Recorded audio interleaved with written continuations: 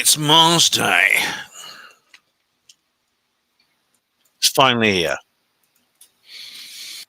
Hello, everyone. Welcome. Are you having a good Mars Day? Hope everyone's having a good Mars Day. Hello to everyone in the live chat. I'm just going to play the intro, and then we shall proceed. Just one moment. If I was very, very professional, I'd have this already sorted out, wouldn't I?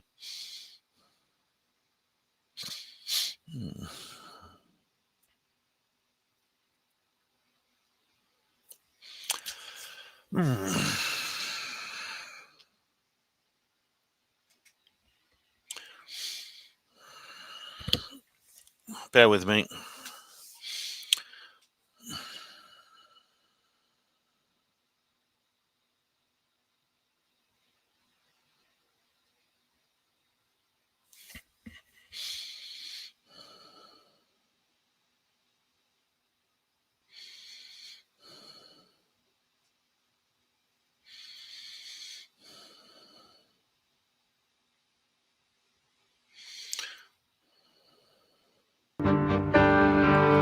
Conspiracies go. Right, wait for it. Okay.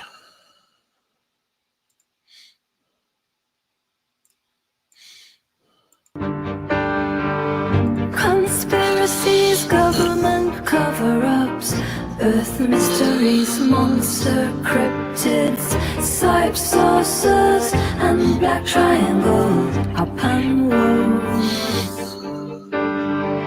Black goo in Antarctica, lizard kings from the seventh star, men in black and Kumbudika, up and wolves. Hang on, let me start that again. Sorry, I'm getting used to this. I'm just getting used to this. Let me just start that again. I've got to mute my mic. No.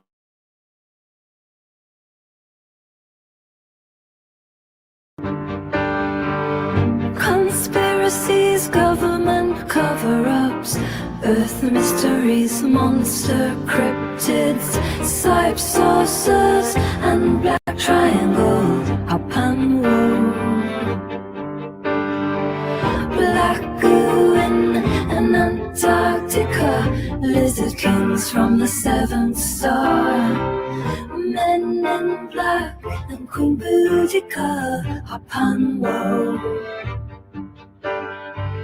Black goo in Antarctica, Keplers from the seventh star, men in black and Kumbudika, up and wolves. Welcome to the Hop and Wolf Show.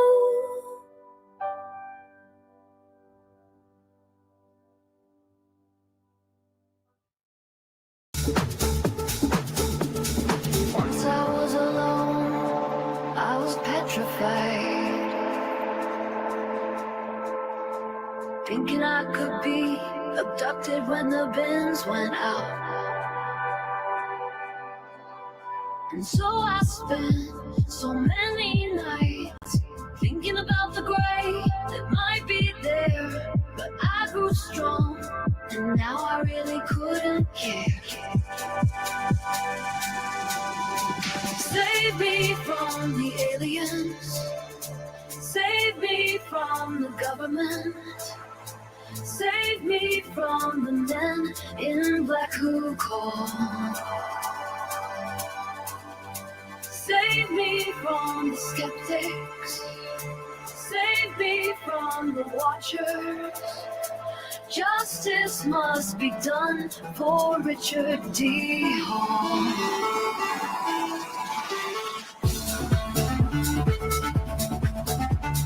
No more psyop whitewashes. No more left in fear.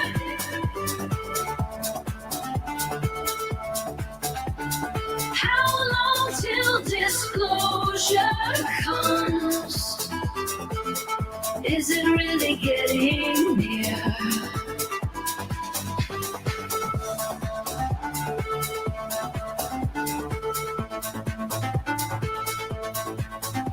Is it really getting near? Is it really getting near? Or are we always gonna wonder? Are we never gonna know? Is it just a way to control souls created oh so many years ago?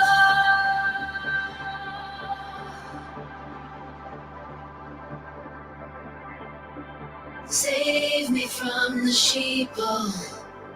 Save me from the liars. Open up your eyes and see their false flag planned attacks. Save me from the grifters.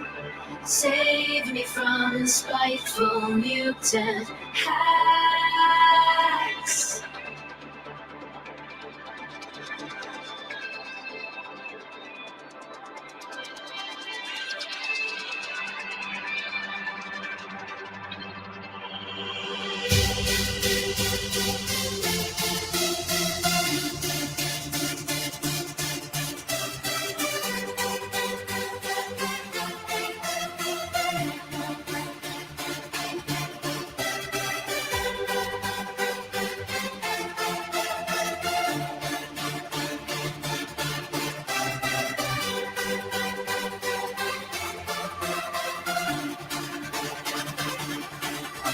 Our fear is their power,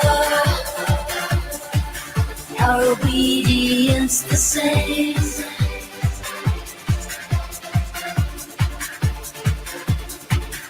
Make quiet acts of integrity always be your aim.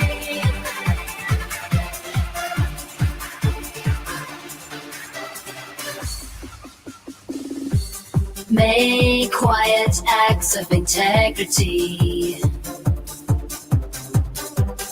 always be your aim. Speak truth to power, always be the keeper of the flame.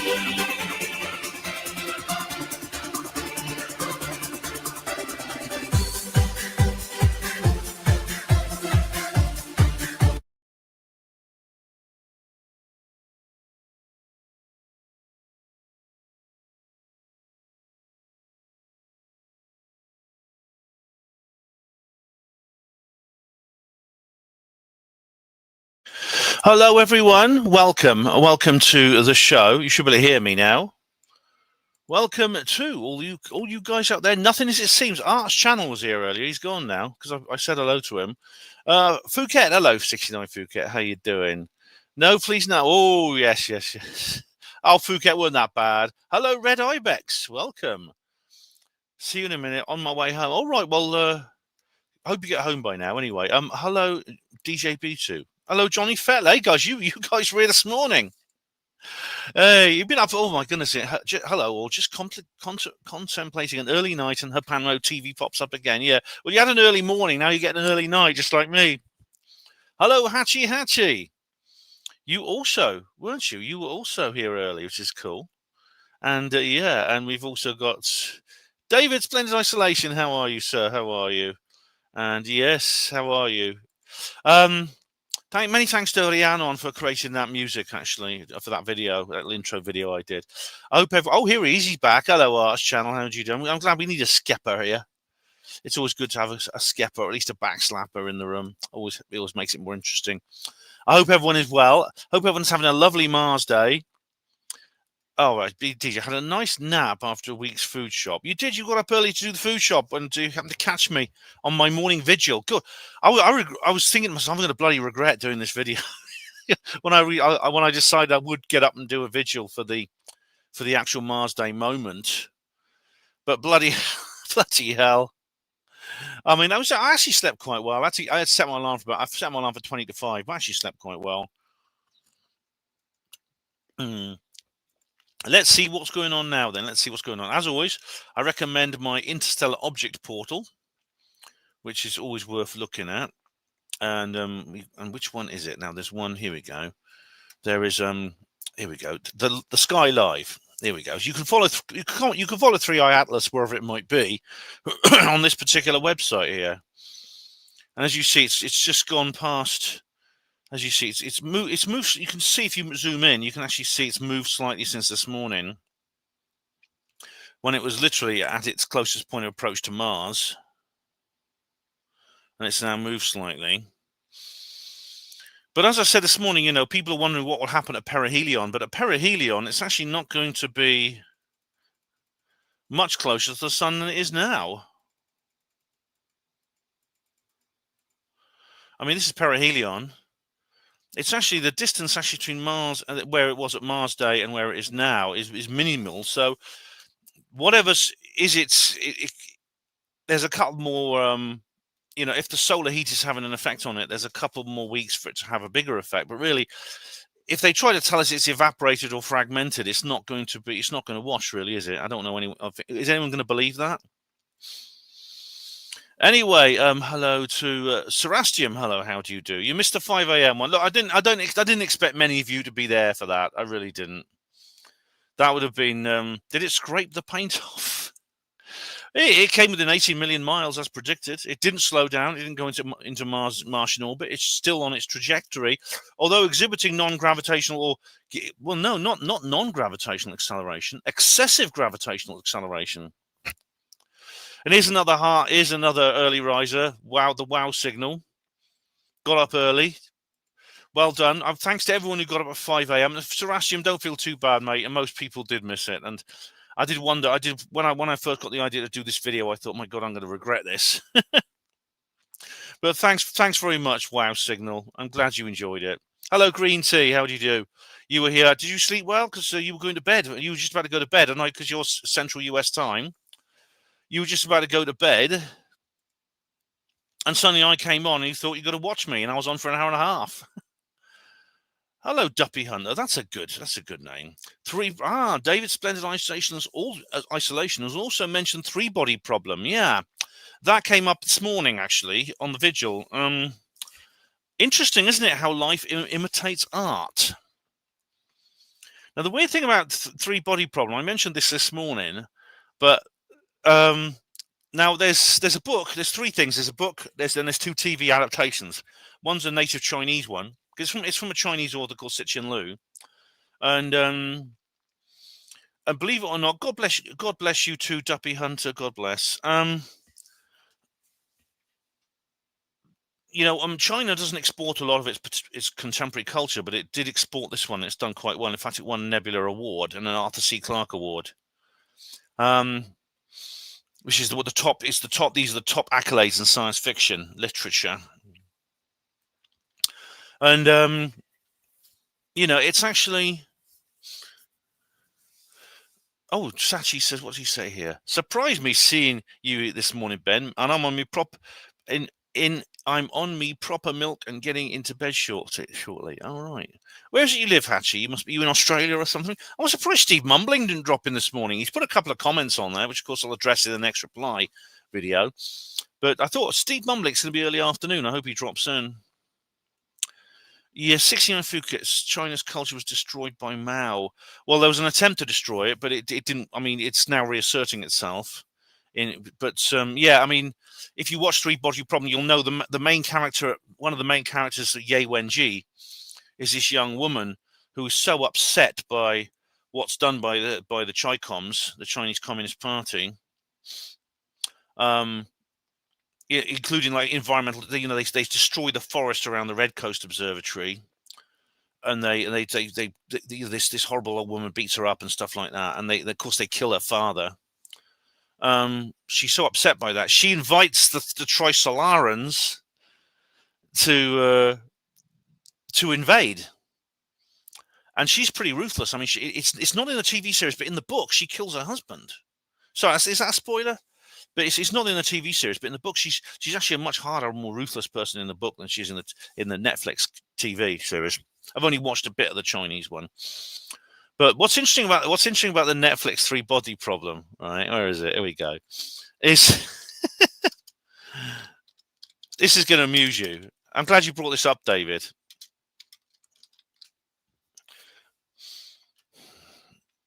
Here we go. Now, here are the characters. As you can see, it's very how should we say it? How should we say it? What's the way? Well, you know what I mean. It's very, Now, this woman here, I'm sure is this woman here. I've forgotten the name of the actress. She's so like Sarah Rachel Adams, and this guy is Miles Johnston. He's Miles Johnston, definitely. So the characters are based. These characters are not in the book, by the way. In the book, all these characters, at least these scientific characters, are kind of combined into one or two people in the book. Ye Wenji is actually in all of them, but these characters don't exist in the book or in the Chinese TV series. But whoever created this has actually had contact with the truth movement and has studied the truth movement. He or she has based these characters on members of the truth movement. And when I was watching it, of course, I went around looking for my own counterpart in there, but luckily they hadn't included him. Oh, sorry, you can't see it. There we go. That's the one based on Sarah Rachel Adams, and that's the one based on Miles Johnston. Yeah. Oh, right. Ultimately, the East India Company. What's that? Oh, right. Oh, hello, Steve. Oh, Steve Wills. How are you, sir? Are you well? Nice to see you. It's good to meet you at Warminster. Steve did a good talk at Warminster, yeah. Oh, Hattie's in Southampton. I went to the local farm shop this morning, got fresh milk out of a cow, half a dozen eggs, and the farmers are in trouble. The farmers are in trouble. They bloody are, aren't they, thanks to Starmer. Stuck farmer. Remember that spoonerism. Close Encounters of the Third Kind, Third Eyes Atlas. I don't know what you mean. Sorry, I don't understand Arts Channel. Is Alexandra Wu related to John Woo, says Red Ibex. I don't know who either of those people are, actually. Oh, no, John Woo's a director, isn't he? He's a film director. But I don't know who Alexandra Wu is. John Woo did a really good film, actually, called Face Off. It's really good, that was. All right. 69 Phuket, the East India Company forced Asia to trade all else. Oh, well, that's an interesting bit of history there, mate. Interesting bit of history. But anyway, the premise is essentially the premise of Three Body Problem is that when Ye Wenji contacts these aliens in Alpha Centauri called the Trisolarans, and she invites them to invade to depose the Chi-Coms, and so she's assisted. I mean, she's got like assistants, like there's her partner who's not her husband, but there's this other man, an American she's in love with. And oh right, Alexandra Wu's involved in Three Body Problem. Oh right, was he? Right, I don't know much about that. Yeah, but the aliens do. They immediately get in their spaceships and start heading for the Earth. And I read the second one, The Dark Forest, which it was crap. I couldn't get into that. I couldn't get into it at all. And there's a third one called The Death's End, which I haven't read. But of course, people are saying this is like that. Kerry Cassidy's mentioned this. That it's weird how life imitates art, and how when you see these, it's almost like some strange object heading into the solar system, and it's like the Trisolarans have reached us. Oh, did I mention Chinese culture? Yes, I did. China doesn't export much of its contemporary culture, but it exported this, and like I say, it won the Nebula Award and Arthur C. Clarke Award.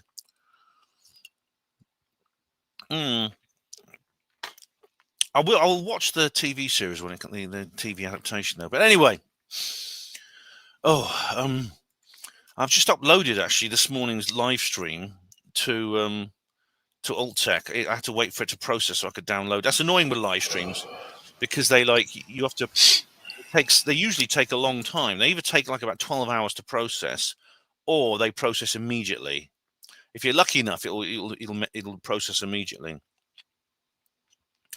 Serastium says, "Oh no, I'll come to Red Ibex says it's not that life imitates art; it's they know what's going to happen." Ah, that's a good question, isn't it? I'll show you an example in a minute. But Serastian says, "My wife hopes 3 Atlas is alien, and they're coming to get rid of Starmer." Well, 100% amen to that. I mean, it's they can abduct the guy. and he can live out his life on Zeta Reticuli for all I'm concerned. But look, this is interesting, right? You know what you said, Red Ibex? You said this. Right. Here we are. Have you heard of this book here? There's a book. Here we go. Futility or the Wreck of the Titan. Have you heard of this book, Futility or the Wreck of the Titan? Right. Have you heard of this book here? It's an old book. Let me just get all the details up of it so I can get you the details properly. It's a novella written by Morgan Robertson, published in 1898. And it's about an ocean liner named Titan that is on its maiden voyage across the Atlantic Ocean, and it strikes an iceberg and sinks. Where have we heard that before? This was literally 14 years.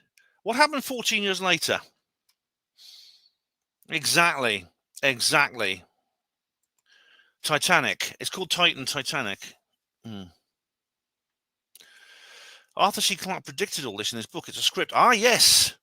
Rendezvous. It's really interesting, isn't it? Because Rendezvous with Rama is the Futility of the Wreck of the Titan. I should point out, actually, that but Morgan Robertson's, there was a new edition brought out of his book in 1912, which was a few changes made because people just thought it was too uncanny.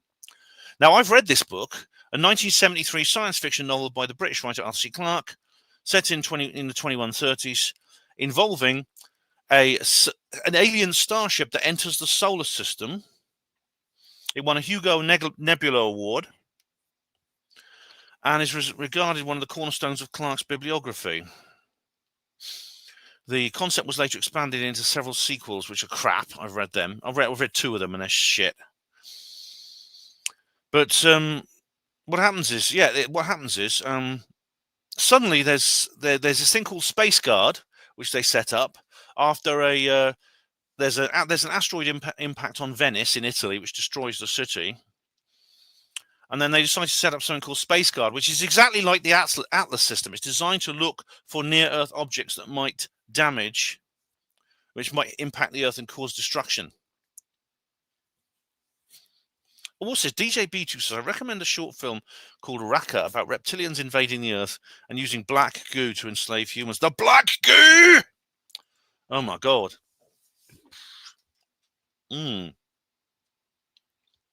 Oh, Deep Impact is based on Arthur C. Clarke's book, The Hammer of God. I didn't know that. I've not read Hammer of God. I've read most of Clarke's stuff, but not that one. It's interesting, isn't it? Arthur C. Clarke has a reputation for being one of the most prophetic science fiction authors of all time. And indeed, if you read his stuff, like if you read, for example, The Other Side of the Sky, which is the first book I read of his, it's like a young adult fiction written in the 50s. It has things like communication satellites, orbital space stations, portable computers, artificial intelligence. These things, it's interesting, isn't it? Oh, this is, and look, Hatchie says, no doubt when Starmer is out of office, he's more than likely got an offer of a secret underground base with the Wombles. He'll probably join one of Tony Blair's organisations and try to be EU president. Art says, in the book Hammer of the God, the protection program was called Atlas. Oh my God! You can't make it up. This is really weird. This is really, really creepy, isn't it? What happens with Rendezvous with Rama? Yeah, this object comes into the solar system. And Space Guard picks it up in the same way that the Vera C. Rubin Observatory picked up 3i Atlas. And they don't know what it is at first, but they send a probe up to it and they find that it's a perfectly smooth cylinder. Now, we don't know. You see, the thing is, we don't have a probe we could just send up to look at 3i Atlas.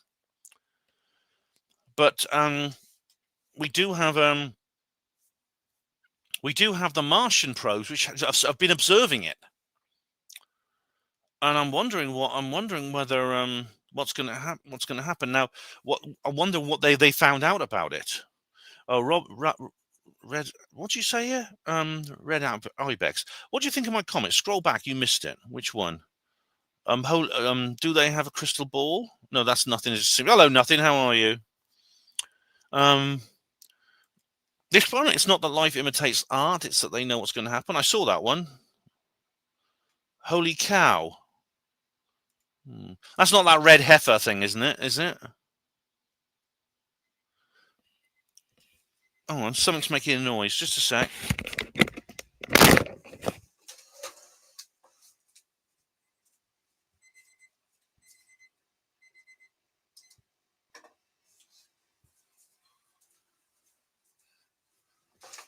Oh, for some reason my alarm clock was going off.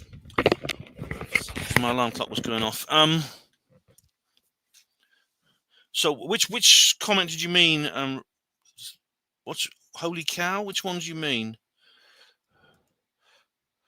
Which one? You'll have to repeat it, I'm afraid. I don't know which one you mean. Steve Wills says, I was in Minehead recently and I saw Arthur C. Clarke's blue plaque on his old gaff, Mysterious World. Yeah. I still watch Arthur C. Clarke's Mysterious World. Do you know, I used to watch that when I was a kid, and I've watched them all again. They're on YouTube. Yeah. I know he's a nonce, and I'll never forgive him for that. But I still can't help myself watching those things. Sit rap. Got a fast, intelligent turd coming. What are we gonna do? Oh dear, an intelligent turd. I don't know. Maybe it can land on Keir Starmer. Atlas bone is in your neck. It holds up your head. In your head is your third eye. Oh, right. That's interesting. Buy more toilet paper. If Atlas is a spaceship, I'll eat my hat. Oh, please film it. I'll like that. Oh, Professor Unwemost. Proudly dignified to you too. Deep joy. Oh, Red Ibex says Snake Eyes, 1998, predicted Charlie Kirk shooting. Did you see that? Uncanny. I've heard of it. Funny enough, someone mentioned that on Hapanmo Radio, on the Hapanmo Radio live chat the other day. I've not seen that, but it's interesting. It's weird how these things happen, isn't it? It's weird. It's almost like there's something in the air that we pick up. There was that Titan book. There's Rendezvous with Rama. Yeah, I mean, it's really creepy. Now, the question is, well, let's go and see if I haven't actually had a chance to look at the news lately because I've been writing an article this afternoon. Oh, Arts Channel says, what's your opinion now, Ben? Is it a comet or a UFO? Right. My opinion hasn't changed, Arts Channel. I believe it's quite likely to be a UFO. I'm not 100% certain. As I said this morning, I mean, if you missed the, don't worry if you missed it. You can still watch it. It's the recording is online. I mean, it's processed now, and I've downloaded it and I've uploaded it to Alltech, so you can watch the vigil if you want to watch the vigil. But it could be. It's not improbable. It's not impossible that this is just a natural object. If it is, then it has certain properties which make it extremely unusual. And this could be due to the fact that it must have formed in a very different way to objects we know now, which would fit into the idea that it's very, very old, because astronomers believe it's extremely old. It's by far the oldest object we've ever seen. Maybe 7-8 billion years old, they think. So that makes it older than the solar system. And it came from what they call the cosmic noon, which is when in an earlier phase of the formation of the Milky Way galaxy, which could explain some of these, not all of them. It could explain some of these anomalies. Certainly strange chemistry of it. That would explain a lot. Now that alone is reason enough to want to see it. So this is why the astronomers who say, "Oh, it's not worth looking at," baffle me, because some astronomers were petitioning for the Juno and Mars probes not to observe it. Say we don't need to look at it. It's not worth looking at. It's just a comet. Well, it's not just a comet. Even if you believe it's a natural object, it's not just a comet. It's an extremely unusual object if it's natural. And you'd think even astronomers would be interested in looking at it. I mean, the only thing I can think of is the astronomers who say that are actually scared. They're scared of what they might see. They're looking away because they don't want to stay. They're scared of what they might see. Now, with nothing. Last time I checked, nothing has been published yet. No images, no data from today's observance. How long will it take them to publish it? If they delay too long, we're going to start getting suspicious, and we're going to think, we're going to start thinking, have they picked up something they don't want us to see? So I think they won't be able to delay for long, and they know it's going to be inevitable, because if it is something artificial, then it may well carry out its reverse Oberth maneuver at perihelion in a couple of weeks. In which case, when it doesn't emerge from the other side of the solar conjunction, and every damn telescope in the world is waiting for it to come out, and it doesn't pop out, people are going to say, well, where is it then? Professor Unwin says, I have it twang it in the heart strails for you Falstaffi most, Mr. Benloader. But my brain bocker is stony most for the mumbling dozer. Deep joy and disagreeal there, yes? Let me unpick this Unwinese. Mr. Falstaffi, Falstaffian, yes. Sir John Falstaff, I am. Twang it in the heart. Oh, bless you. My brain bock is stony most for the mumbling. Yeah, it'd be nice if Steve Mumbling was here, wouldn't it? Yes, it'd be fun. I was hoping he'd drop in this morning. It'd be early. It was early afternoon where he was this morning. Tachi says, I watched Tombstone the other night, and Fabian was on board in that movie. Fabian. Starred Kist. Nothing. My thinking is the mainstream cosmology is being astonished all the time because they disregard the plasma electric universe. Oh, you're into the Wall Thornhill stuff, yeah. Perhaps the creator is flying inside Atlas. Now that would be the plot of a brilliant science fiction sort of apocalypse movie, wouldn't it? 69 Fouquet. I like Perry sauce on my intelligent subs. Cool. So let's just see what's actually in the news, because honestly, I haven't had a chance to. Oh, hang on. Oh, no, I don't want to leave. I don't want to leave. Hang on. It was trying to get me to. Hang on. There we go. Let's have a look. 3i Atlas. Let's just see what it has to say.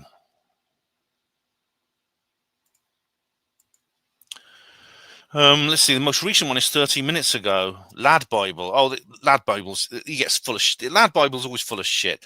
It's Lad Bible talking about this. Say they had this headline saying that they found Amelia Earhart's plane. I clicked on it, and they said, "Oh, we haven't found it. There's this weird thing. They've seen this weird thing lying on the seabed, which they think it might be." Talk about clickbait. So I'm not sure I trust Lad Bible, actually. Scientists have been plotting the path of an interstellar object moving through our solar system. Early this year, hang on, blah-de-blah, we've heard all that. What's this? What's this? Hang on, it's hourglassing one sec.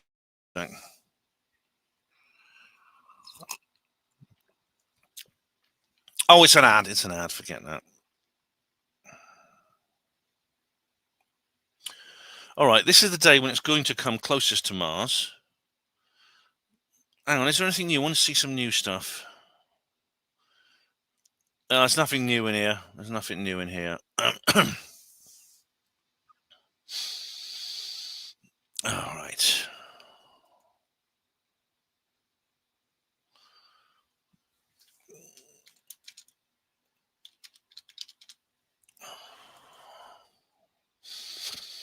Let's have a look.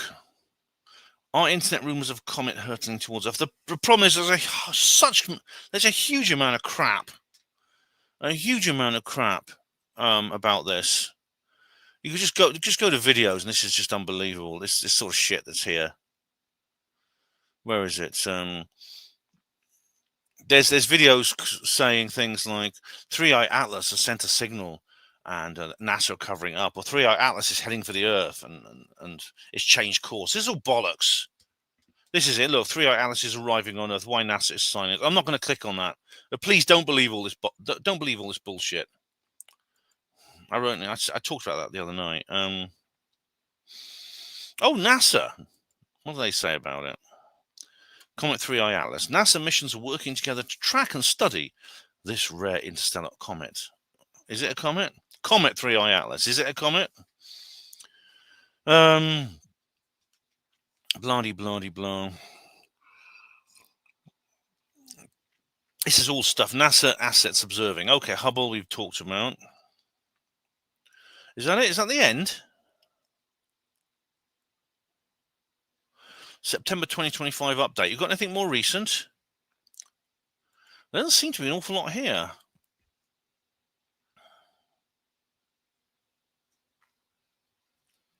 What's this? 2 hours ago, and that 3i Atlas is captured in new images. Oh, right. This is more like, this is the debrief. Oh, the debrief. The debrief. They've had to be honest, they've been actually pretty good, the debrief. They're the debrief of the people who blew the David Grush story. Here, 3i Atlas is captured in new images. Right, this is recent. This is just a couple of hours ago. The mysterious interstellar object 3i Atlas is making its closest approach to Mars, and several spacecraft have already captured what may be the clearest images of the unusual comet. Although 3i is on the opposite side of the Sun, making observations with terrestrial telescopes impossible, several cameras have been operated remotely from the red planet. Some of these cameras, such as those currently operated by the European Space Agency, have trained their mechanical eyes, captured public fascination. Equally exciting is a few images obtained this week that may already offer a sneak peek into the enigmatic comet. Right. Between the 1st and 7th of October, that's right roundabout now, with 3rd, of course, being the CPA, our Mars orbiters, Mars Express and ExoMars Trace Gas, will observe the comet as it passes close to Mars. Based on the information, the ESA has likely obtained new imagery of the interstellar visitor. Well, can we see it, please? Oh, right. While none of the ESA's images have been released by the agency at present, we can likely expect them very soon, offering what could prove to be a revealing look at 3i from the closest vantage point. Right. Have new images been maintained from NASA? In addition to ESA, high-rise camera on NASA's Mars MRO will be training its eyes on the object. However, the status of the delivery of images obtained by NASA's Mars missions is currently in question amid the recent US government shutdown. Oh, bloody hell. You must be joking. You must be joking. I've heard of some excuses before, but surely this isn't one of them. Oh my God, no. This is worse. This is worse than the dog ate my homework book. It really is. NASA officials have said it on its website. The website will not be updated during the shutdown, meaning that it may take longer than normal for any images of the Mars probes to be made available online. Oh, for fuck's sake. Fortunately, the high-rise camera on MRO is by no means the only camera operating on Mars. Raw imagery from Perseverance rover is being made online. Yeah. Oh, well, there was kind of a picture, actually, that supposedly was 3i, but it's just a streak in the sky. I mean, the cameras on these rovers, there's 3 rovers on Mars right now, Perseverance, Curiosity, and Zhurong.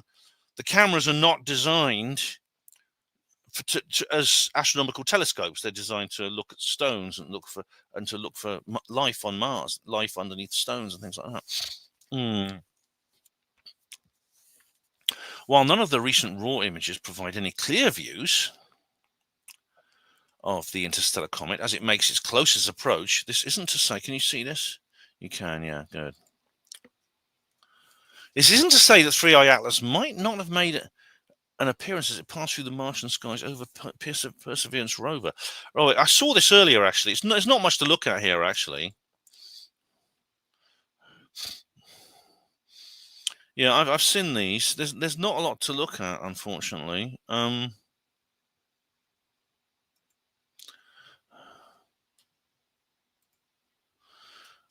There's let me just find this. Let's have a look. 3i Atlas camera, Perseverance camera. Yeah, here we go. It's not much to see, unfortunately. That's not it. That's certainly not it. Where was it? It's literally just like a little light in the sky. That's all it is. It just looks like it could easily be just a bright star. But then you don't expect anything better from Perseverance. It's like I say, it's not an astronomical instrument. No, it's not. I can't see it now. But it's not really much to see, actually. Is this it? Oh, watch as the interstellar object passes through the solar system. Is this it? This is the Indy.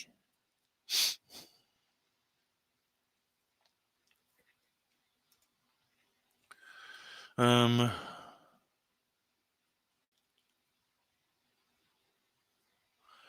all bloody ads everywhere.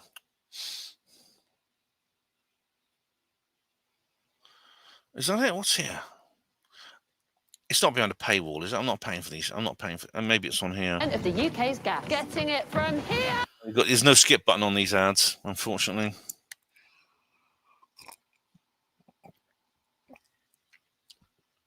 And maybe on this video clip.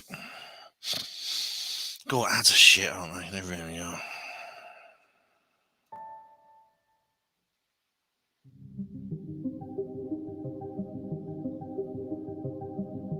I think this might be it, actually. This is the Perseverance image.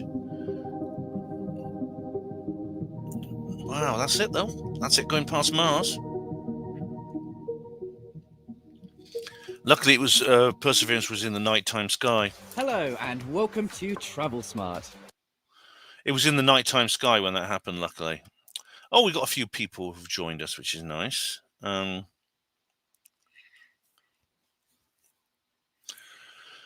Hello, Welsh Ripper. Hey, what did I miss? Oh, everything, mate. The aliens are invading. You better go to your bunker.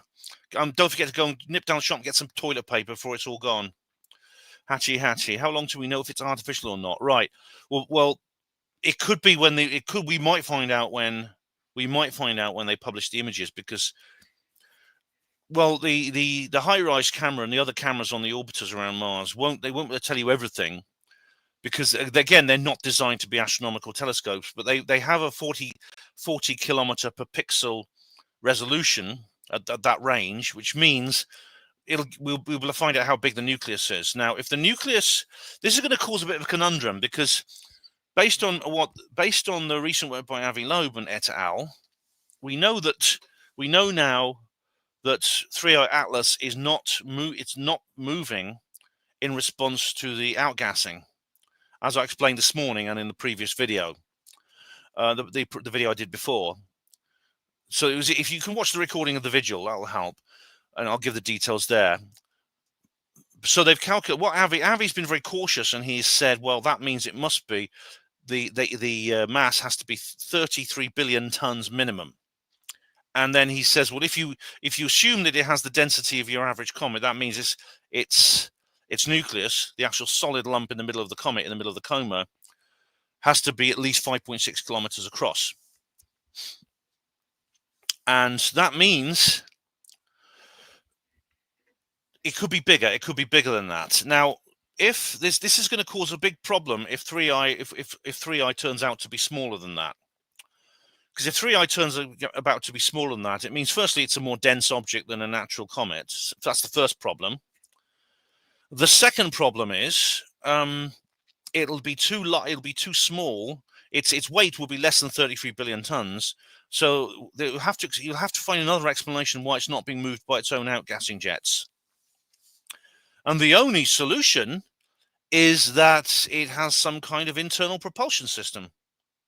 And no natural object has that. It has an internal propulsion system, which means it's a spaceship. That's going to put it up that's going to raise it quite considerably on the Loeb scale, I think.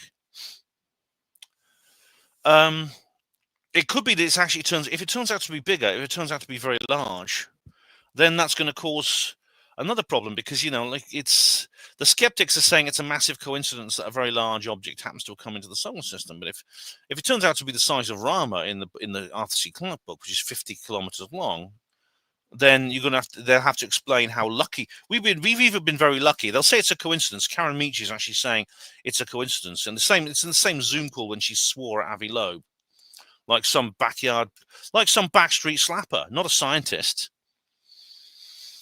Oh, am I breaking up? Oh dear, am I freezing? What's happening now? Oh. Anyway, I'll just say hello to people who've arrived, because I won't be able to answer all these comments. Sorry, because there's too many. But I appreciate you all joining me. I do. Going behind the sun. Hello, Villanora. How are you? Yeah. In fact, it's already out of sight pretty much from terrestrial telescopes. The actual moment of perihelion, that is the 29th of this month, it's only a couple of weeks away, is going to be completely in the solar conjunction. literally on the other side of the sun. Are you a fan of Morgan Robertson, The Wreck? I've not read that book, you know. I just read Ibex. I've not read that book, but I've read a synopsis. Oh, Follock. I like you a lot, but I agree with Steve mumbling. Don't make me do that again in English. Well, if it forces you to speak English, then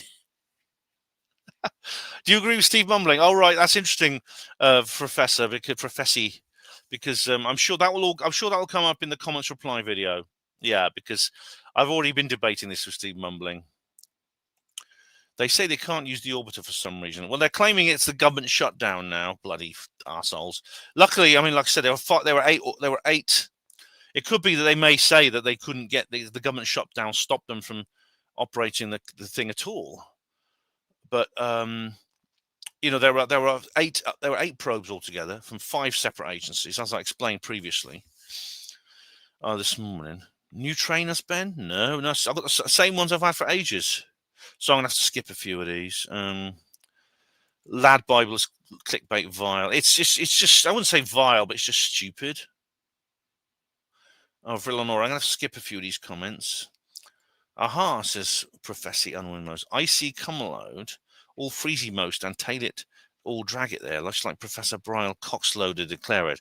Professor Bryle Coxloader is a vile loader. He's a toss loader. And I knew he'd jump on the skeptic bandwagon, but as I explained earlier, there's reasons for thinking it may not be a comma load. I'm drinking Corona beer. Good for you. I do. Look, I've got another bottle of wine. Because it's Mars Day, I brought another bottle of wine. I'm not drinking it now, though. I'll drink it later. Or maybe tomorrow. It depends. I don't have to get up very early tomorrow. 69 Phuket. What does FFS mean? That's the question. Oh, for fuck's sake. You don't know what FFS means. Hello, Crazy Mark. How are you? I'm not bad, thanks, mate. Welcome back. It's good to see you again. DJ, most websites are shit these days because of the adverts. Yeah. I think the golden age of the internet, I won't say it's over, but it's been an attempt to shut it down. Now, Arch Channel says there's been a huge backlash against Avi Loeb. There has indeed, from many people. I mean, like that guy I talked about on the previous video, Martin Cordener, is actually one of the nice guys. And same with David Kipping. They both disagree with him, but at least they've been polite to him. People like Karen Meach and that guy. There's a guy here in Oxford who's been a complete dickhead to Avi. Nibiru is 13 years late. Oh God, not the 2012 thing again. Oh my God. Did you see Kerry Cassidy's interview with David Sarita? I mean, see, David Sarita is basically taken Avi Loeb's like circumstantial evidence and really ran with it. He's like connecting it to Halloween and the solstices and stuff like that. I mean, it's far out, man. But I don't discount it. I can't discount it. Nibirum to Peckham bus delayed. Well, you know what they say about buses? 3 come along all at once. And you the last line in Rendezvous with Rama, when Rama goes away, see what happens with Rendezvous with Rama? I'm sorry, I'm going to have to give you a spoiler. It does actually briefly enter solar orbit. It goes to the sun to pick up energy, and it flies off back into space, and it completely ignores us. It was just the solar system was just a refueling stop for Rendezvous with Rama. Yeah. Now, but the very last line of the book is the Ramans do everything in 3s, meaning there's going to be 2 more coming. And that's the basis of the 2 sequels, which are really substandard, shitty books, which Gentry Lee wrote most of them. I think Clark just had his name on the cover and he wrote a couple of paragraphs, basically, like that Cradle. That's another example. But, buses, we don't see any for ages. Then 3 come along all at once. The problem is the Karen Meaches of this world, she says it's a coincidence. Everything that Avi has discovered is a coincidence in terms of the circumstantial evidence. And my response would be that, well, what if a second object comes along and does exactly the same? But she will say, well, that's a coincidence too. A more unlikely one, but it's still a coincidence. What about 3? Oh, that's an even bigger coincidence. As I say in my skeptic talk, there is no statistical ceiling that they've agreed on where they will stop saying things are bloody coincidences. None. It's a get out of jail free card for the skepper. DJ B2. What if the SSP was operating before the 1970s? Well, and knew about this object and leaked the info to AC Clarke. Yeah, well, the secret space program goes back a long way. You know that they were messing with anti-gravity in the 1920s and 30s. The Nazi Germany had made great advances with it.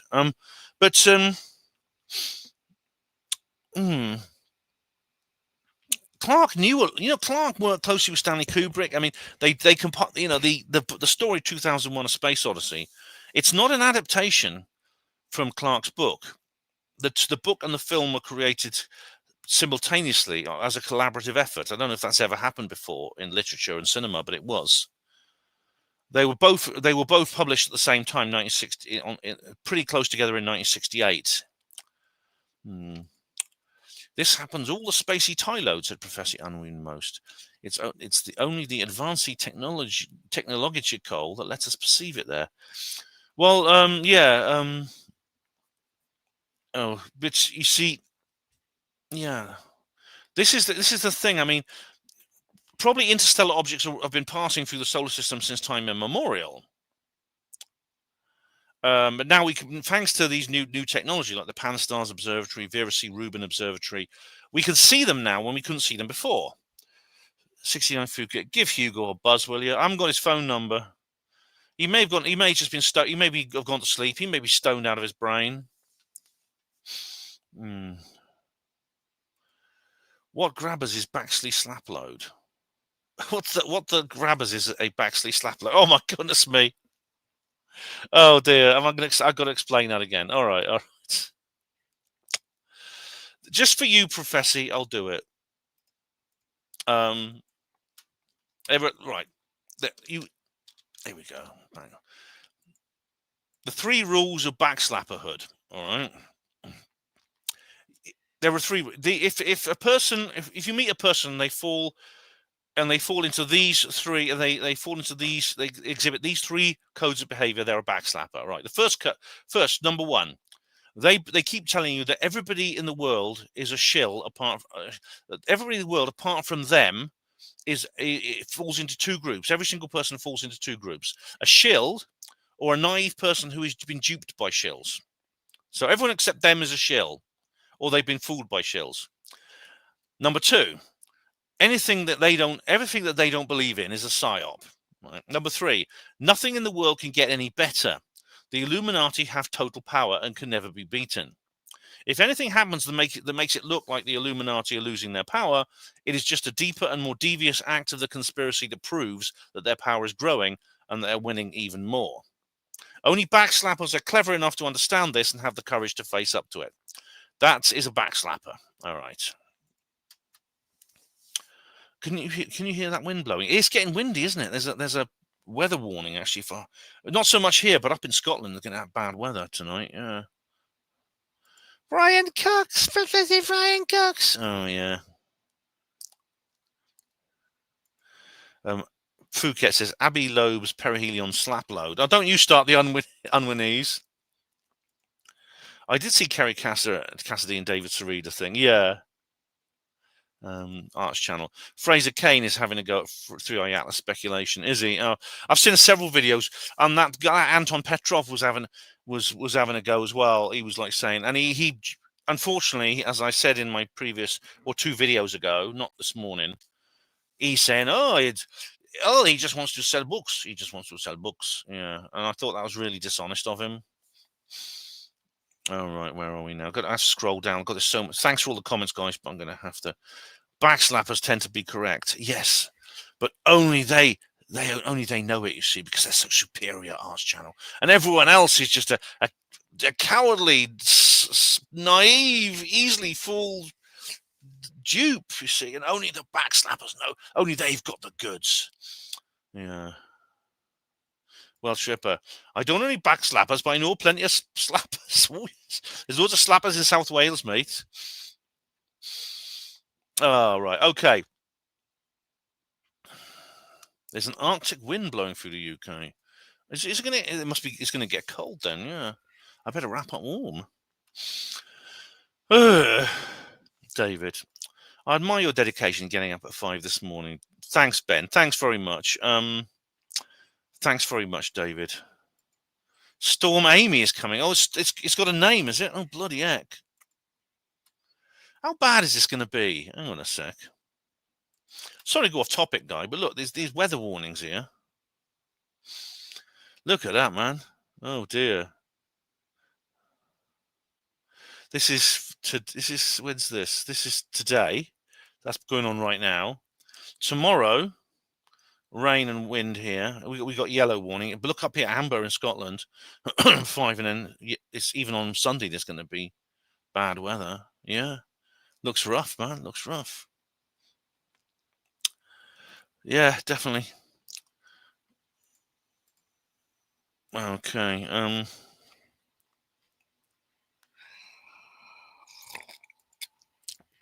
Will something big happen? I get the feeling a big event is on the way. Me too, yeah. Me too, mate. Yes, definitely. Oh dear, my mate's power went down in Wales. Vrillon, that can be a really in Wales. That happens a lot. You know, it happens a hell of a lot. Okay. Now I must remember to play that video again at the end. Let me just open it. So let me have it open now because it seems.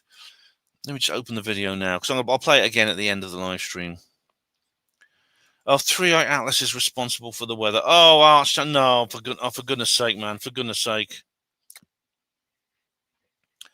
There's people claiming it's behind solar flares and that it's responsible for earthquakes and various other things.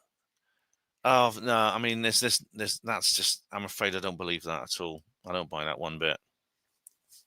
Right, whoops. Conspiracies govern. Right, I'll leave that for the end.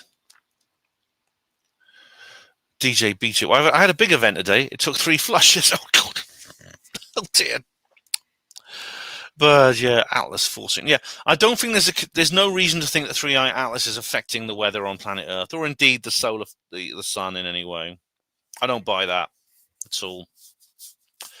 All right, guys, so where should we go next?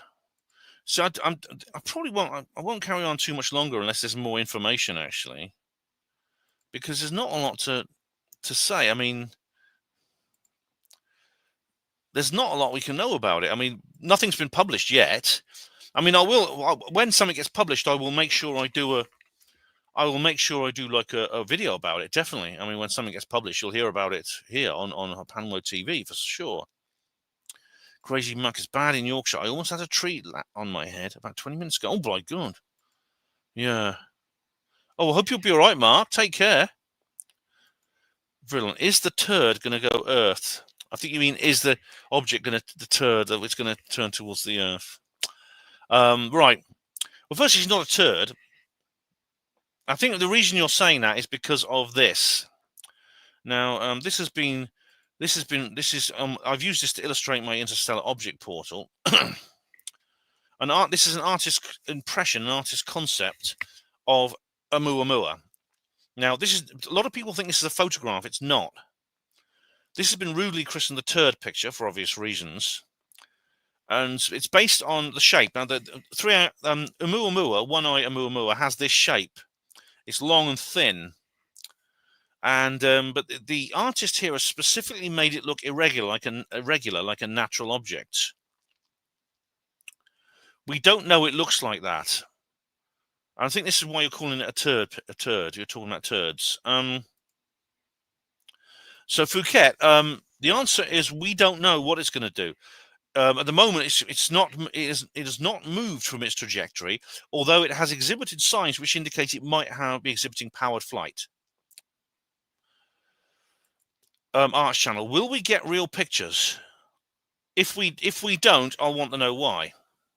I want to know why not, when you consider there are 8 probes in Martian orbit by 5 separate space agencies, and all of them have said they're going to do something to examine 3i Atlas as it goes past Mars. Presumably they've already done that. They have the images in the can, basically. And the problem is whether the government shutdown, has somehow prevented that from happening in the United States. But it's not just the US. We're not just dependent on NASA for this. There's the Chinese Space Agency, the ESA, The United Arab Emirates have got their own mission there. And there's another, India. Is it India? I can't remember all the details, but there's several. Oh, Africa. Sorry, we missed it. Yeah. So right now we don't know where it's going to go. It may just continue on its way through the solar system, in which case it's at its current velocity, which is huge. It's not only the oldest and the strangest thing we've seen, it's the fastest. It'll be out of the inner solar system very, very quickly. In fact, by next March, it's going to hit the orbit of Jupiter again. Within a year, it's going to go right through the inner solar system. DJ Peter, the UAE probe, wants to land on it and drill for oil. Deep joy, says Professor Anui Most. You understand me most, the wordage Anui Most. My Padawan. Brain boxers all clean it there. Yeah, I'm not bad, am I? I'm getting used to it. I'm not of the generation who actually who sort of got the chance to enjoy Stanley Unwin. I only saw him in that Carry On film. He was in this Carry On film. Drill, baby, drill. Yes, Sarah Palin, I think, has probably she bought up some shares in the UAE space program.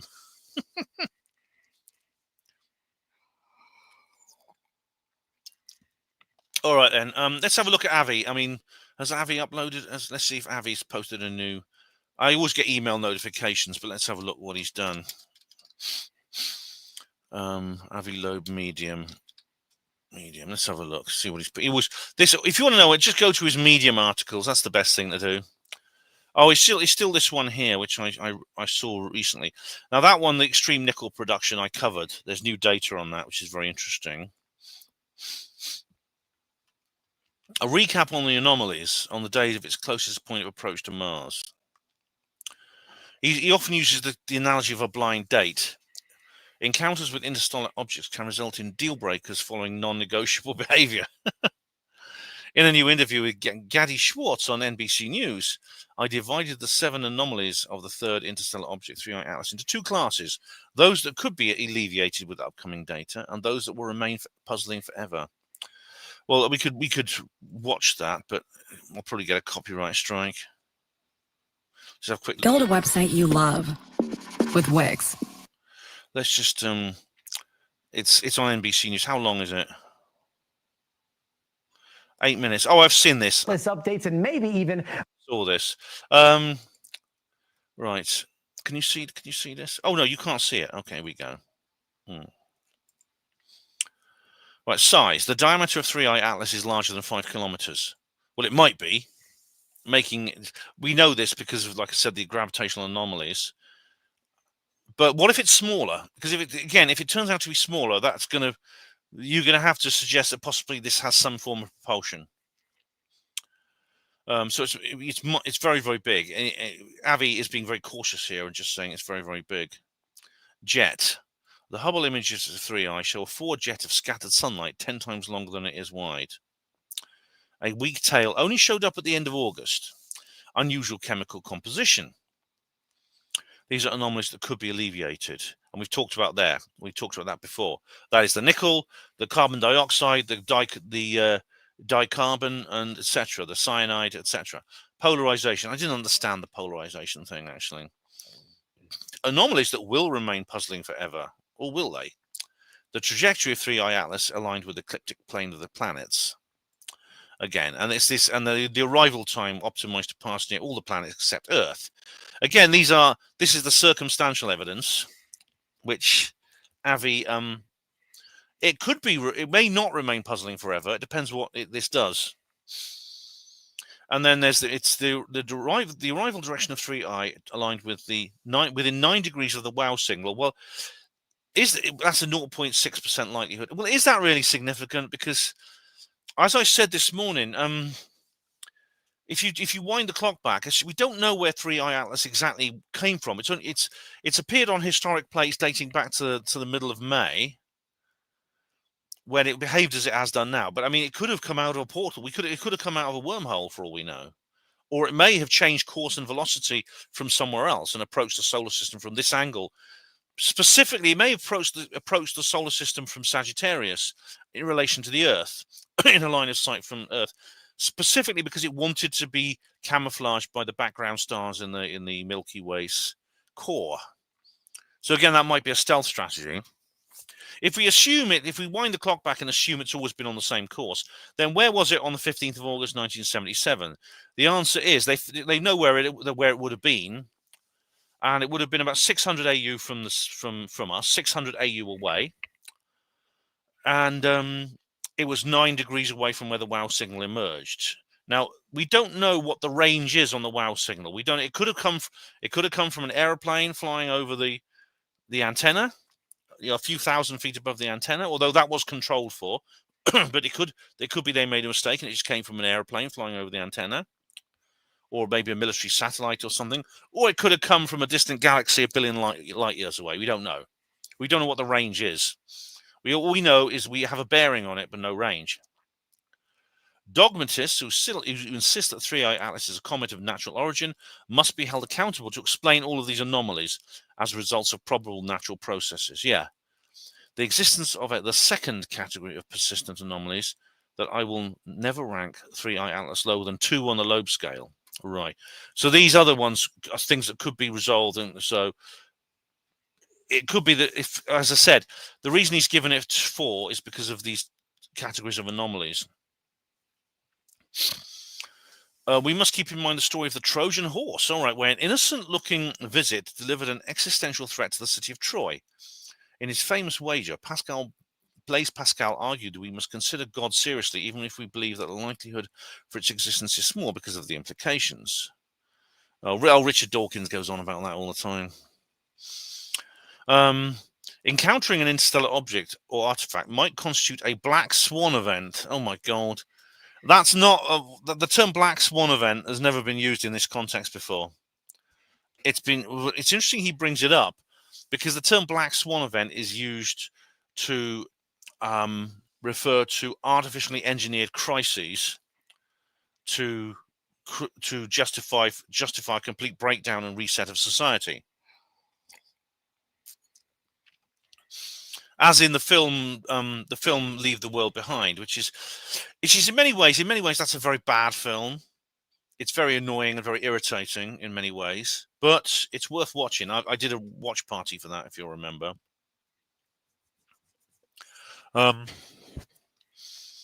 Sunlight deposits gigawatts of power on the surface of 3I as it approaches, like say, perihelion. If 3I is a natural comet, it may erupt in a flare of outgassing or break up into icy fragments soon. Well, it hasn't done that yet, and it's not going to be much closer to the sun at perihelion than it is now. And then he talks about the reverse Oberth maneuver, and the fact it could release probes that could intercept the Earth. Oh my God, or other planets.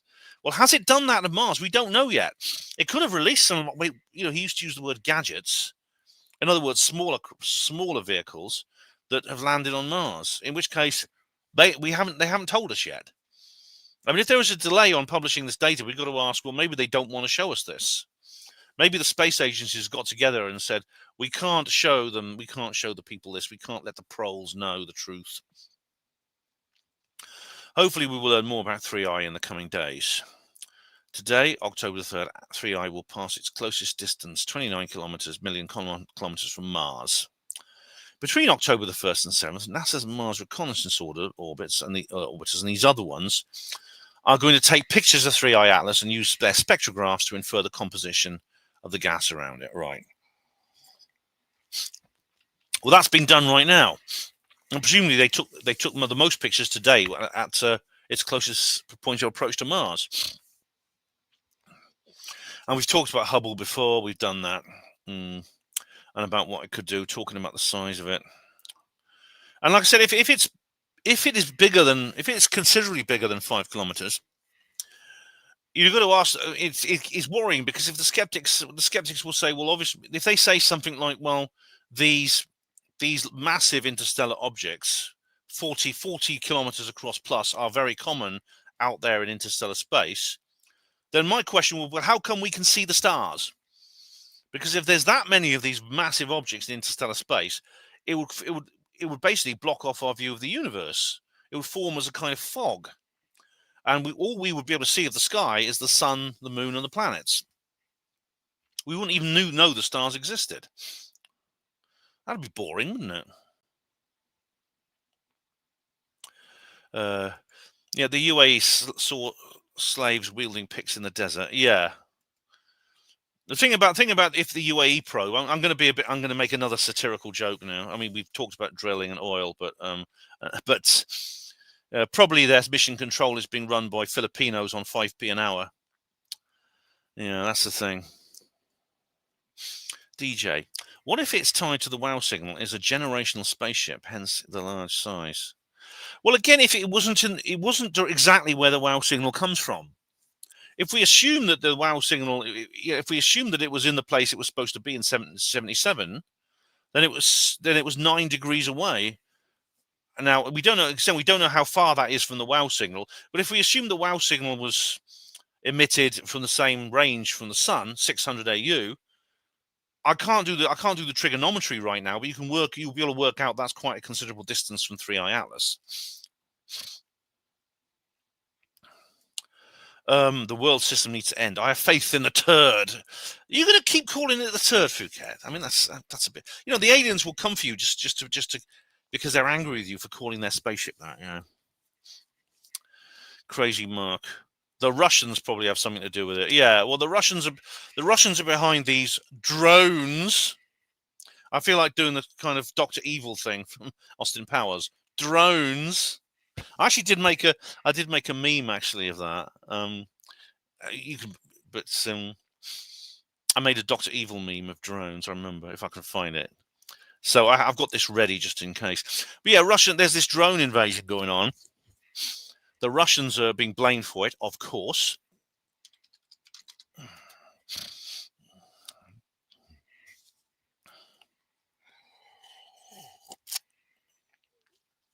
If I can find it, I don't know if I can find it, but yeah, it's they're saying these drones flying over. Now, is this connected to 3i Atlas? That's the question. Because we have like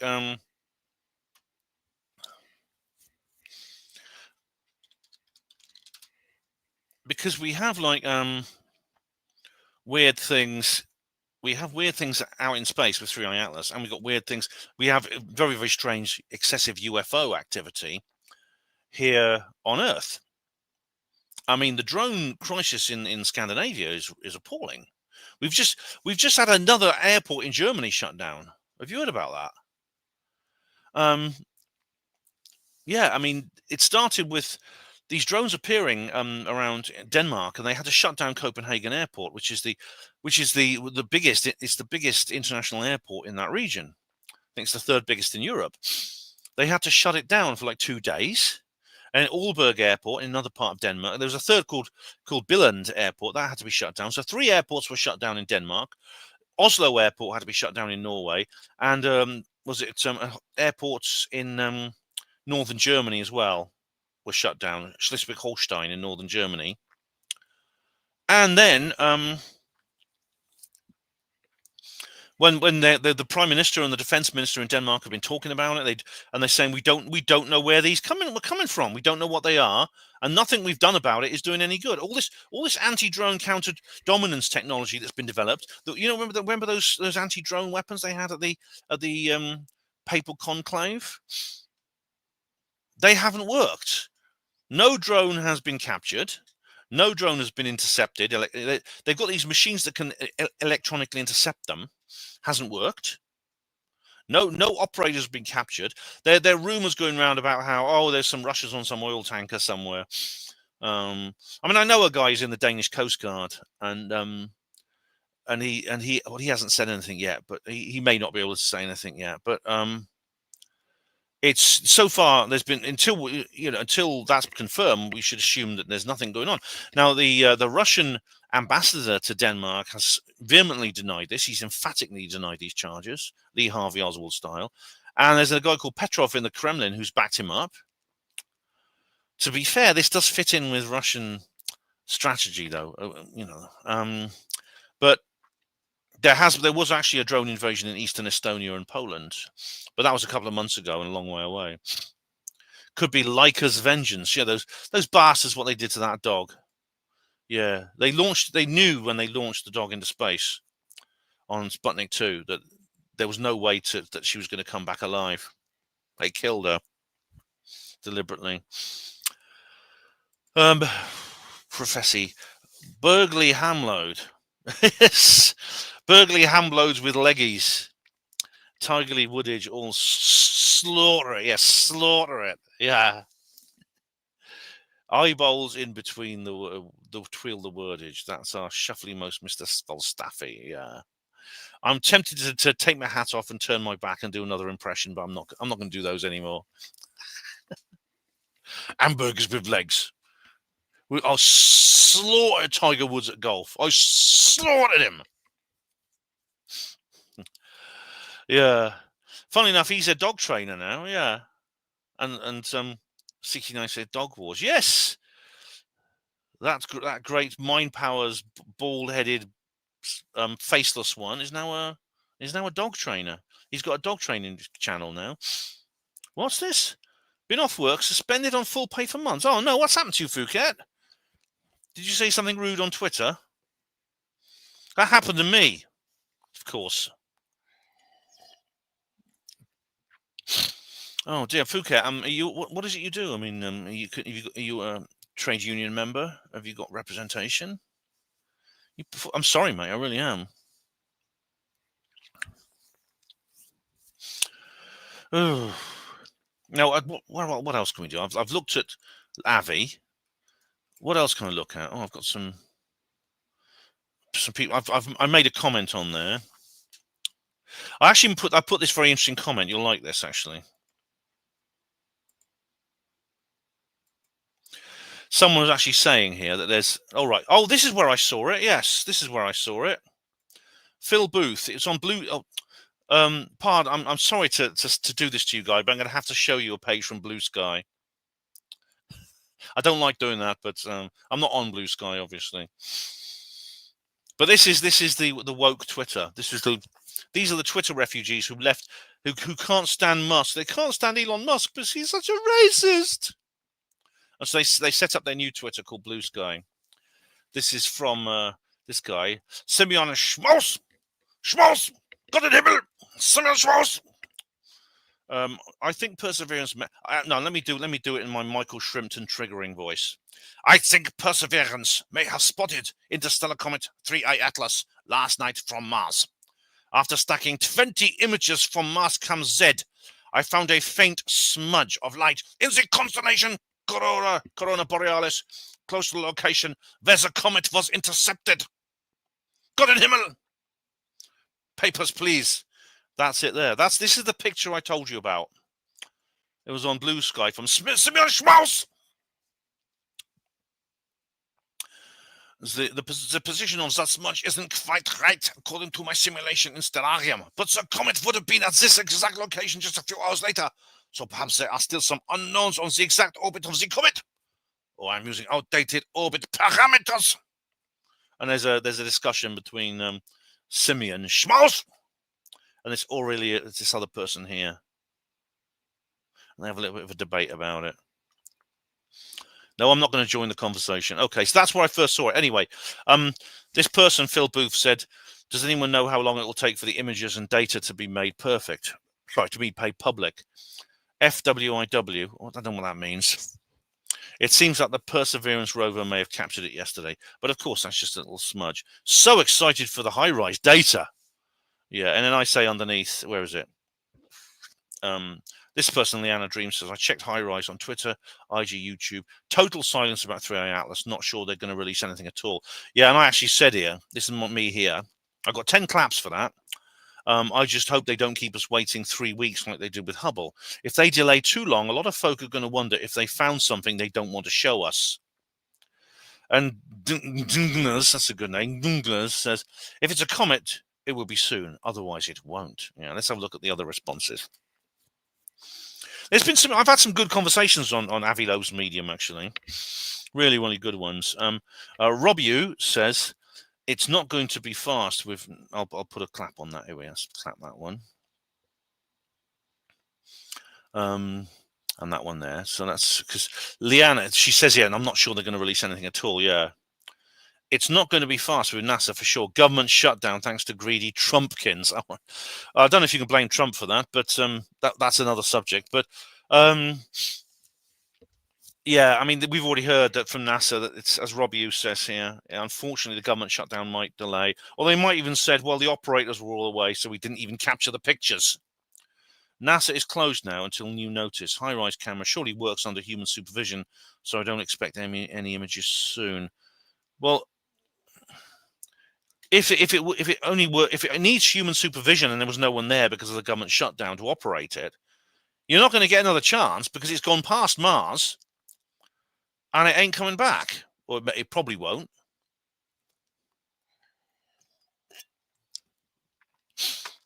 So we just better hope that someone decided to come in. Maybe someone decided to come in their own time and do the job anyway, even though they weren't getting paid for it. What's happening now? All right, here we go. I'll just go through your various things here. NHS is easy to get fooked off. Are you in the NHS, Phuket? They are, yeah. DJ B2. Oh, you told a nurse to get off her phone. Phuket, no, it was a setup. Really? I mean, Phuket, an innocent guy. In unison, luckily. Phuket, do you know my email? Write to me. Well, if you want, I can talk to you about this privately if you want. Evening, comet lovers. Hello, Neil. How's you doing? Neil Peel is here. Sorry, I didn't expect you to get up this morning, Neil. Very few people did. But you can watch the recording of the vigil if you want. After many departments in the NHS, I aspire to be a hospital porter. Porter's dignity and porter's pride, and no one can take that away from us. Brother, I'll help you with that. My brother-to-be. Historically, says Arch Channel, comets were widely considered bad omens, foreshadowing disasters such as plagues, wars, famine, and deaths of royalty. Yeah, I think that might go back to the Battle of Hastings because there was a comet flying over that. You can see it on the Bayeux Tapestry.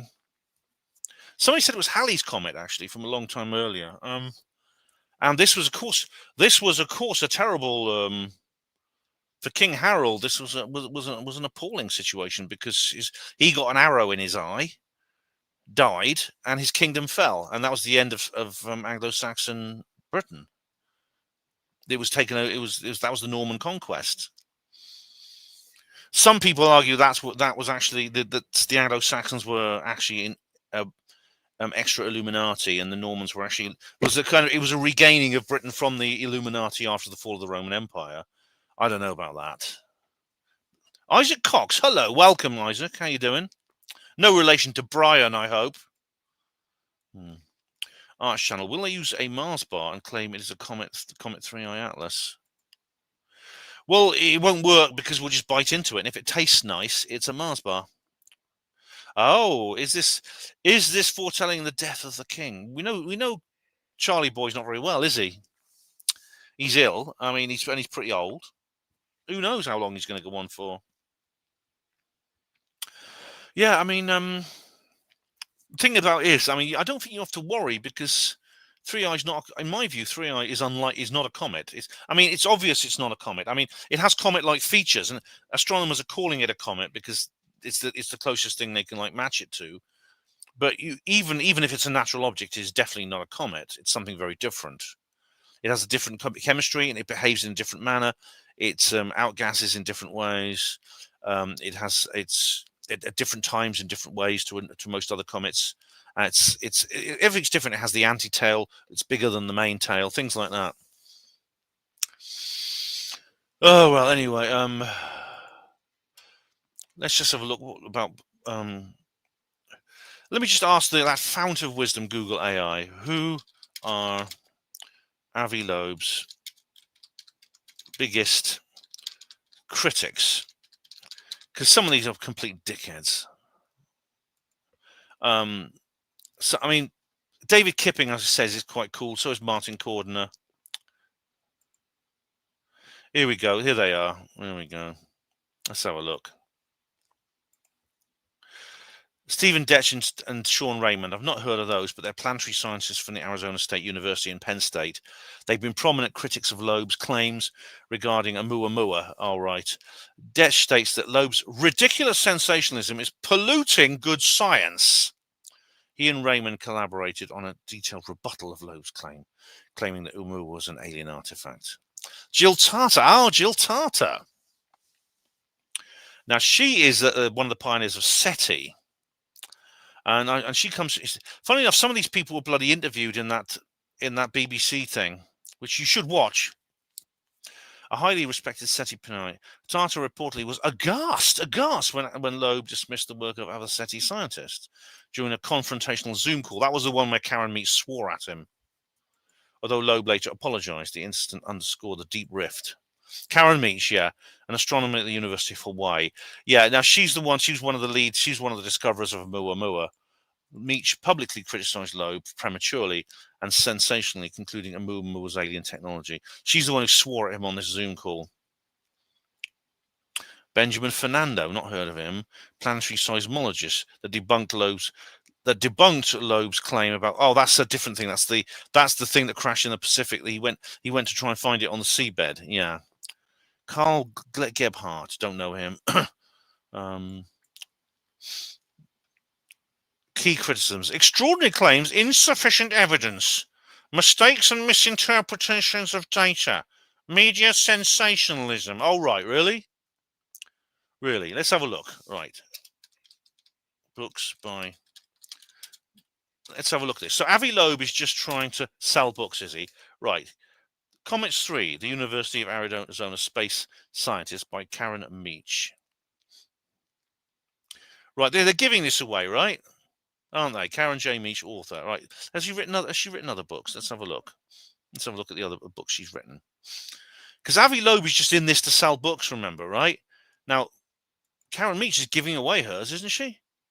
Oh, no, it costs £70 hardback. So, presumably, she wants to sell this, doesn't she? Presumably, if she sells lots of copies of this, she will keep the royalties, will she? Will she do that?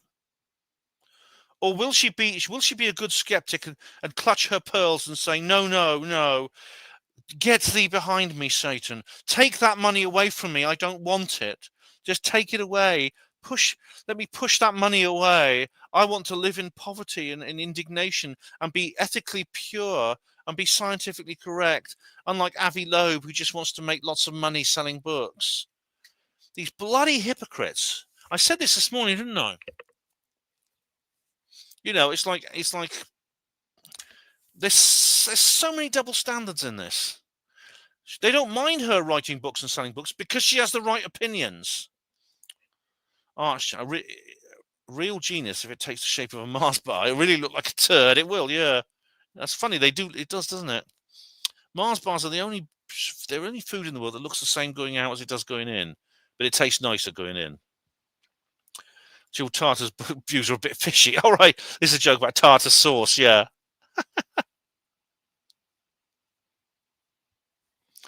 Neil deGrasse Tyson has an argument against Avi Loeb. Yeah, he bloody would, wouldn't he? Yeah. Neil deGrasse Tyson, of course, he appears in Mr. Grey Owl's little tableau he did for me, which I put in the closing credits of my uploads. You know, don't forget to subscribe, sunshine. That's Neil deGrasse Tyson, yeah. He's a big skeptic. The thing about Tyson is that he's not as... he doesn't like Cox. I know he's good. He doesn't like Professor Brian Cox. And I know because he appeared on the Infinite Monkey Cage with Cox and the other guy who presents it. This is the show he does on Radio 4. And he was getting really pissed off with Cox's attitude, yeah. Can anyone else think of anything else to cover? Because I think that's it, guys, until we have more information, in which case there will be another video. I can't think of anything. Unless you've got any more questions or comments, let them now, or forever hold your peace, or at least hold your peace until the next video. But I want to say, hello, Dr. Sai. How are you?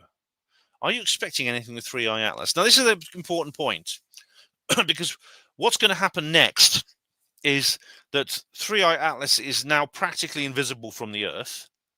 It can only be seen from these Mars probes, and these Mars probes are going to lose sight of it for two reasons. Firstly, their cameras are not telescopes; they're not designed for this kind of mission, and eventually they're going to become useless as well.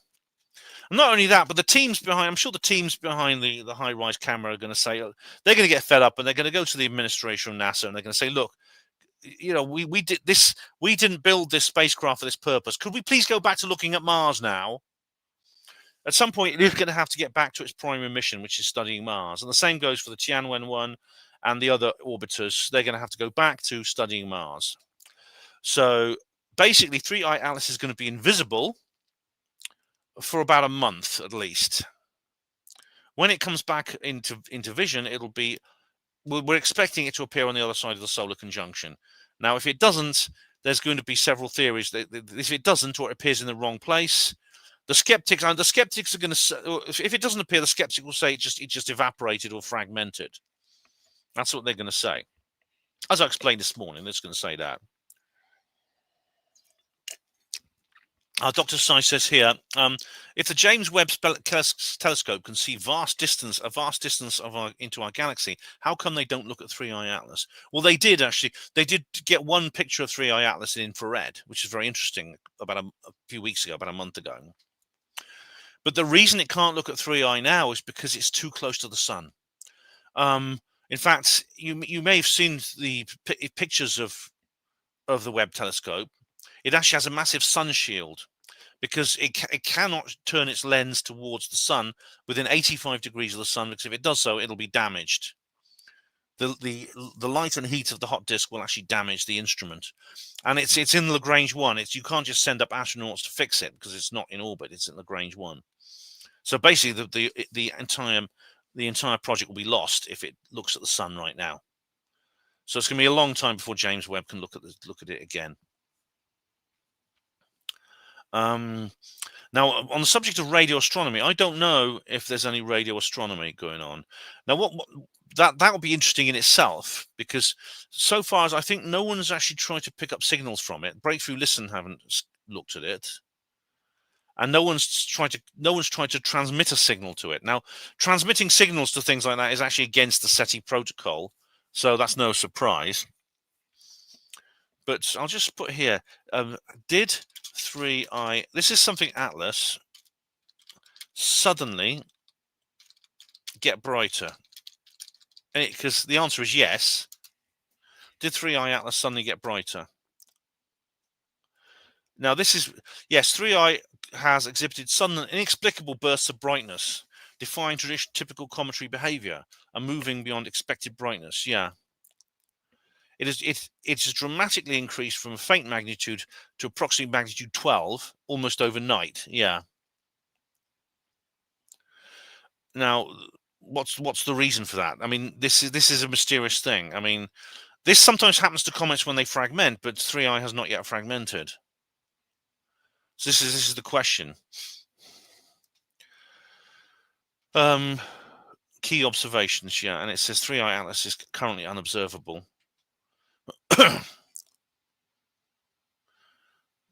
The comet will reappear in the sky just before sunrise in November, right? So as I said, it's going to be out of sight for a very long time.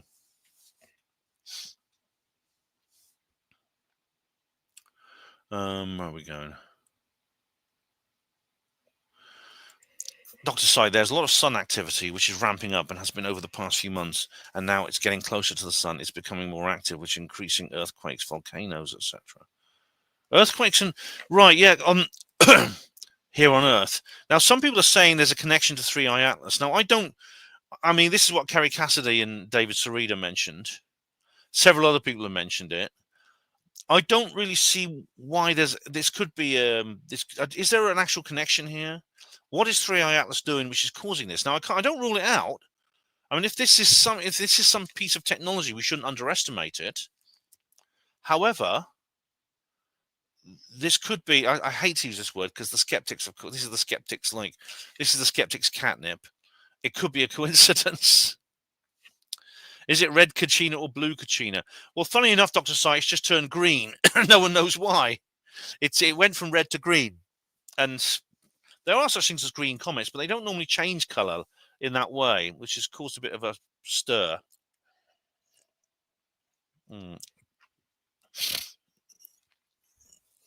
Oh, is there anything else we can talk about?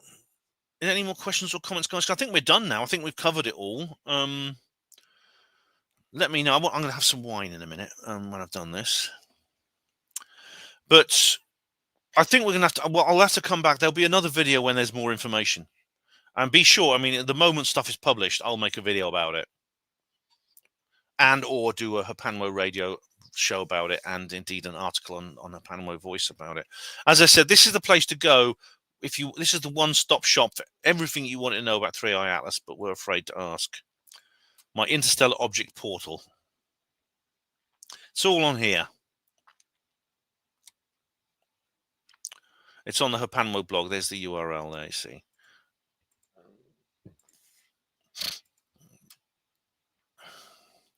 Osiris.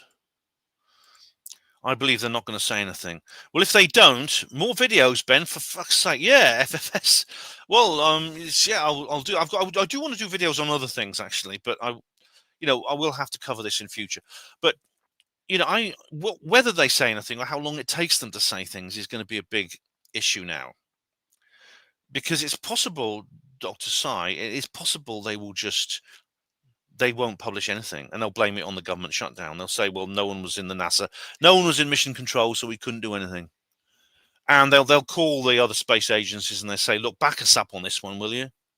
Just tell them you couldn't do it for some reason. But if that happens, we'll know why, won't we? We'll know why. Professor Unwin Most says, but you, Admiral Professor Brian Coxloader and Doffy Cap there, yes. No way. My opinion of Professor Brian Coxloader can best be summed up with something that I could say which will breach community guidelines. Yeah, funny how they want to digital ID the entire world. Yeah.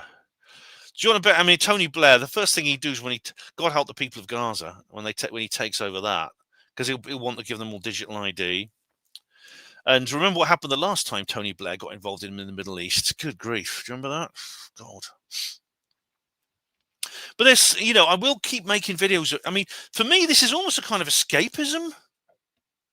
It's become a kind of escapism because there's other things in the world going on. I do cover them. I've been accused of turning my back on the real world. Well, I've just put this article up, which is not. Now I've just put this article up, and I'll just show it to you. All right, I literally just published this a couple of hours ago. ID petition response, omissions and distortions, which is of course a play on the title of David Ray Griffin's book, where I basically analysed the entire government response to the ID thing. All right, so I'm not turning my back on the real world, but if I look too closely at the real world, I'll go nuts. I need to be able to look at something else, and this is the real world. This does affect us. If it turns out to be a spaceship, it does affect us. I mean, there's horrible. Look at what's going on. Look, what happened 2 days ago in Manchester, or in Greater Manchester. There was a synagogue attack, wasn't it? This terrorist attack. This guy literally he rammed people with a car and then stabbed them. It turns out one of them was shot accidentally by the police, but there were 4 people critical in hospital. The guy himself was shot by the police because he had a bomb on him. Yeah, I think he was trying to get into the synagogue and then detonate it there and kill the Jews who were worshipping in there. Luckily, he didn't get away with that. But I mean, and there's other horrible things happening in the world right now, which are frightening and depressing. And yeah, I'm not the sort of person who doesn't talk about stuff like that. But if I talk about that alone, and I don't clear my head every so often with a bit of paranormal stuff and a bit of UFO stuff, this will just drive me. It'll drive me to despair. Crumpsall. It was North Bury. It was, wasn't it? It was. I forgot the name of the synagogue. But it was. But it was just like a lot of people. It's like a local hub in the Jewish quarter in Greater Manchester. Yeah.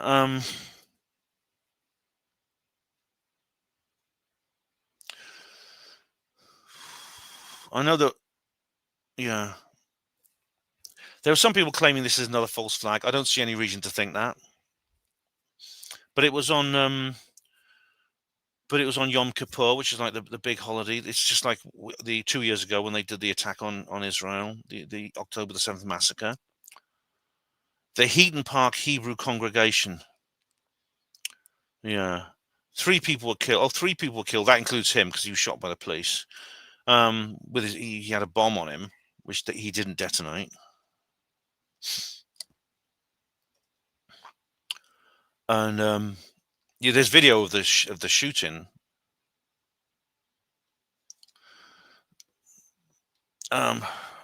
It's horrific. It's horrible. Yeah, and of course, the government wants digital ID. Yeah. What's this? I don't think I'll publish that comment, Phuket. But a Jew got shot as collateral for being a Jew. He couldn't help watching out the window. I don't know. I don't know the circumstances of how the man was shot accidentally by the police. But he did. We know that he died from a gunshot wound. The coroner's report says he died from a gunshot wound, which is. I mean, these things happen in these shootouts. Unfortunately, friendly fire. Blue on blue. Phuket, you know the area well, yeah. Oops, have I frozen again? Yeah. All right, guys. I think so there's a lot in this world to be concerned about. I've just written an article about the dangers of digital ID, and I've got people on Facebook telling me, "Oh no, don't worry, it's just like another form of passport. What are you scared of? It's like another national insurance number card," and they have no idea what this is going to do. This is going to fundamentally change society. Oh, I'm going to stop now, all right, guys, because I don't want this to be about these sorts of things. I'll do a separate video about that if it's necessary. And I'm going to at some point I'm going to do there's a protest in London. I'm going to go to that. So I'm hoping to anyway. But I want to say a big thank you. Right, Neil says here, is there other satellites and probes around the world or other planets that could track it? Well, there's one which was Juno, which was orbiting Jupiter. But the latest news is Juno is going to be deorbited and it's not going to be appropriated. That's kind of been vetoed. That's the last I heard. And nothing can be done until next year, next March, Neil. And that will only work if 3i stays on course. Crazy Clip says, "Go crazy at the end, Ben." All right, Ed. But anyway, I want to say thank you to everyone who's watched. DJ B2, 69 Phuket, Neil Peel, Crazy Clips, Dr. Sai, Professor Unwinnie Most, David Splendid Isolation, DJ B2, Arts Channel, Real Genius. That's a good name. Isaac Cox. Who else was here? Vrillon Aura. A few people have left now. Crazy Mark.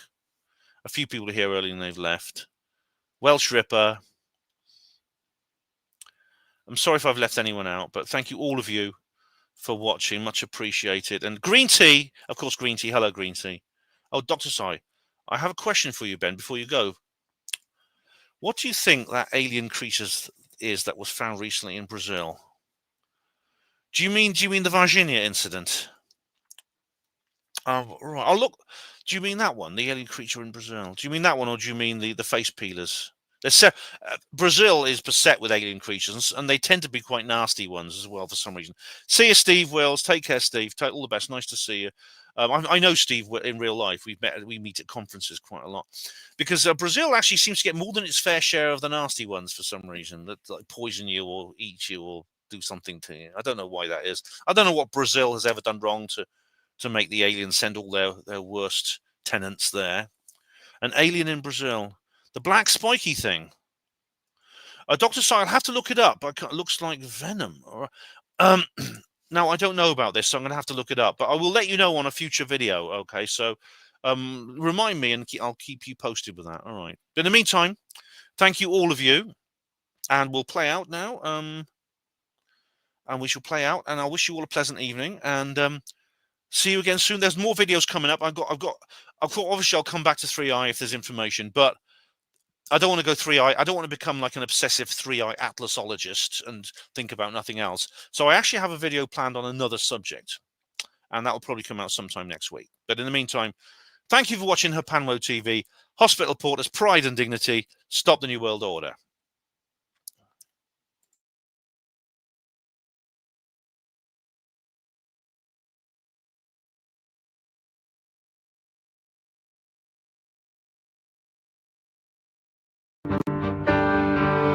Conspiracies, government cover-ups, earth mysteries, monster cryptids, cyber saucers, and black triangle, Hapanwo. Black goo and Antarctica, lizard kings from the seventh star. Men in black and Kumbudica, Hapanwo. Black goo and Antarctica, Keplers from the seventh star. Men in black and Kumbudica, Hapanwo. Welcome to the Hapanwo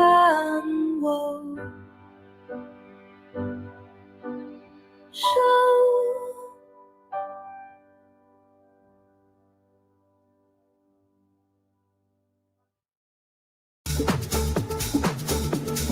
Once I was alone, I was petrified,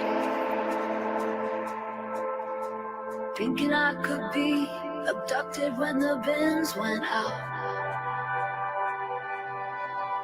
And so I spent so many nights thinking about the gray that might be there. But I grew strong, and now I really couldn't care. Save me from the aliens, save me from the government, save me from the men in black who call. Save me from the skeptics, save me from the watchers. Justice must be done for Richard D. Hall.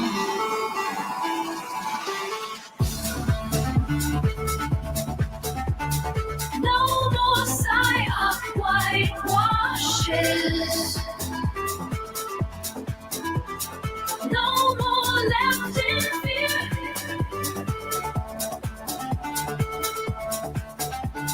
How long till disclosure comes? Is it really getting near?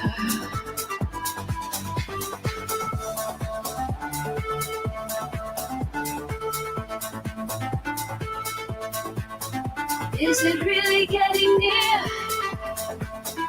Is it really getting near? Or are we always gonna wonder? Are we never gonna know?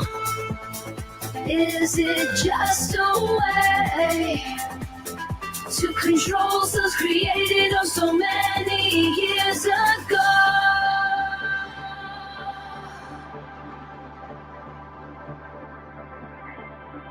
Save me from the sheeple, save me from the liars.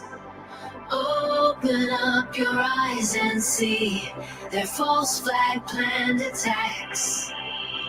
Save me from the grifters, save me from the spiteful mutant hacks.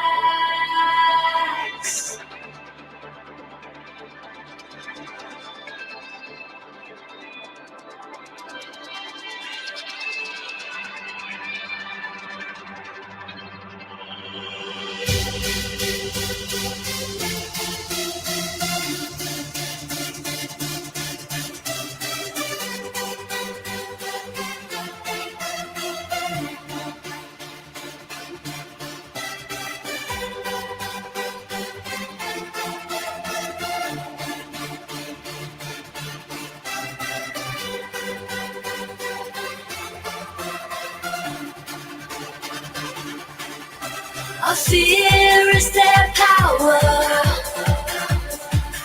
our obedience the same.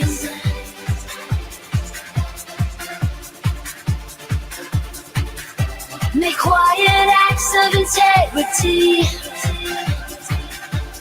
always be your aim.